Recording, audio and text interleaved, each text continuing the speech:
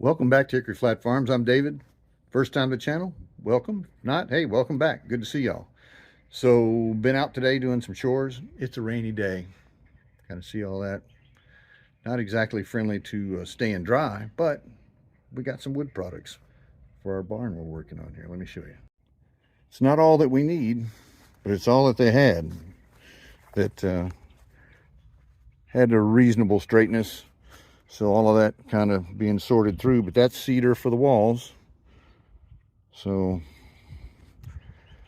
there's a 1/2 inch and 3/4 and full inch. So there's what you might call rough hewn multi-dimensional lumber.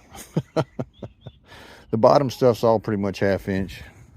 And then you got stuff like this. It's just, it's kind of leftover wood. But I'm not trying to build the Taj Mahal. I'm trying to build a barn. So that's okay. It's wonderful having this trailer. Some of them are a little over 10 feet. Trailer's 10 feet long, so you can see. Here's the 1/2 inch lumber. It's a dimensional here. We got a pretty decent stack of lumber. The calculations I had was 800 square feet, board feet wise. And we're definitely not there on this load, but that's all right. We need a lot more rain so they can run those things. The wood mill is run by water. So if you got a water run mill and it's not raining, good luck to you getting any lumber. So we've had a bad run of luck on that. Not been able to get what we need in lumber. But we've had some other luck. Let me show you. The electrical inspector, they came. And I feel pretty good. I did all this my very merry self. Electrical service only. Final inspection is required. So, Jonathan Chandler, he got her done on the 30th. Nice, right? So, I've got the panel put on. Let's go take a look.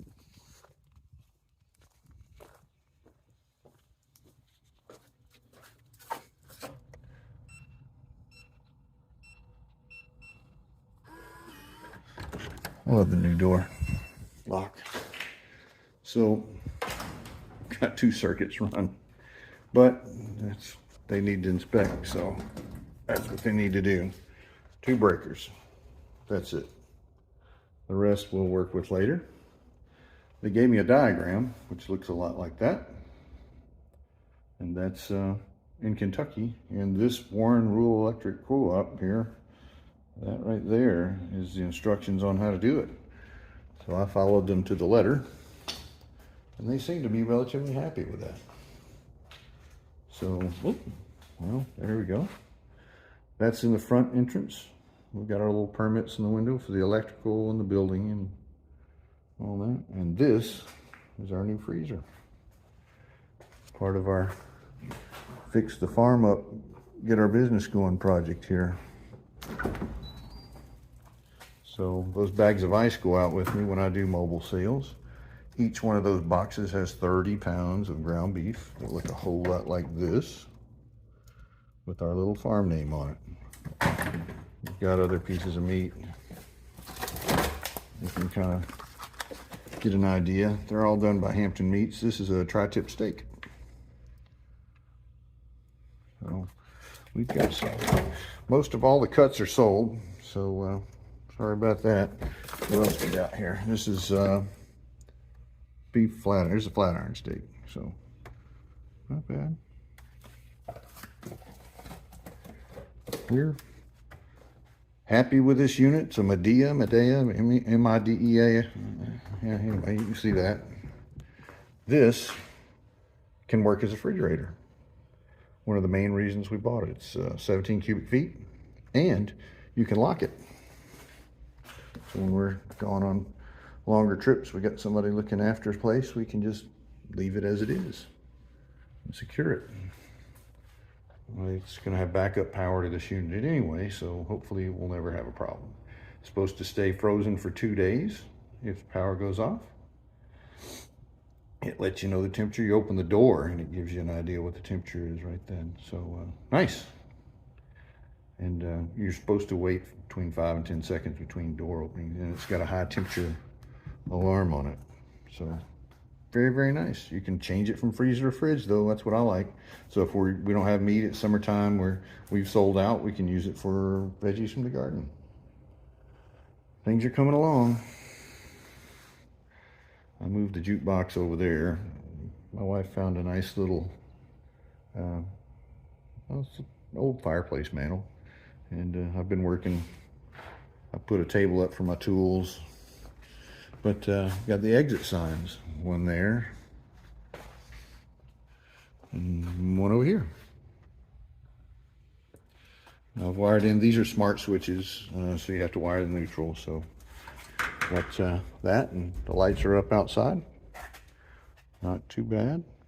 But I have to ground all these to here. I've got a pigtail and the grounding screws to go to all that. They have to be grounded. So if you're going to leave me a note about grounding them, I know. It's okay. This is my wife's setup back here. Everything's on an extension cord, so not so good. Computer, what's the weather today?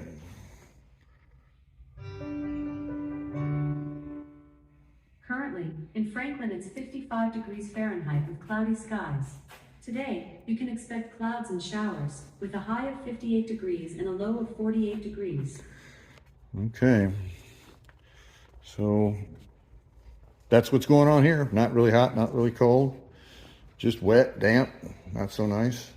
I've got a lot of wire left to run. We've got quite a few more of these plugs, but I think our final inspection is going to entail one plug and two of those, because in Kentucky, we can wire our own stuff. I'm labeling them all just to make my life easier. This is going to be inside the wall anyway. So if you open up the walls, and I'm labeling them there on the feeds at the top of the box. So they've got a little tag. I bought a labeling machine that makes a pretty durable label, but you'll be able to tell what circuits where. But to the left of this will be the Generac panel that actually is the battery back or power backup that's run off propane. And that circuit, all the wire will run way down around the back, because I don't want the propane exhaust near the windows. I'm going to try to keep ourselves in health and keep the building sealed up and away from that, and put the exhaust to the south there. We're facing west here, but one of those at a time. I'll finish mounting that up. I've got the ground pigtail on that, and I've got this one set too. I just couldn't find the screws, so I've got some more coming. This is the day we've been waiting for. The power company showed up. Hooray! This reel had a few dollars worth of wire on it. They had their own pulling material. They had a large strap of nylon. It looked almost like a static line. Super heavy duty nylon. But they started on the end where the meter is, pulled through with the string that I put in, their heavy gauge thing, and then pulled that back through to the pole. With that pulley, that yellow thing up there on the pole, it pulls hard. You can see the cable starting to come up there. Kind of truncated the video a little bit. Got that, and it's way up. Look at that. And they buzz in and around our trees and wires and all that with that bucket. And just absolutely great work. Thank you so much to Warren Rural Electric for coming out and doing that. You can see the lineman up there attaching the wire going up the pole. He's got a big cover that's super heavy duty plastic going all the way up to protect the wires, so we don't have any kind of problems with that, and keeps them shielded, and no elements can get to it. Very, very nice. Look at that. The sky cleared up just as he hooked up. They had to change out the transformer, so they put in a heavier duty transformer, and here we are. We got a lot closer to being done. Boom! We have a meter, and we've got power to the barn. Isn't that amazing? Been waiting for this. Hooray! Thank you for tuning in and staying this long. Wow. Take care of one another. Y'all have a great day. Thanks for coming by.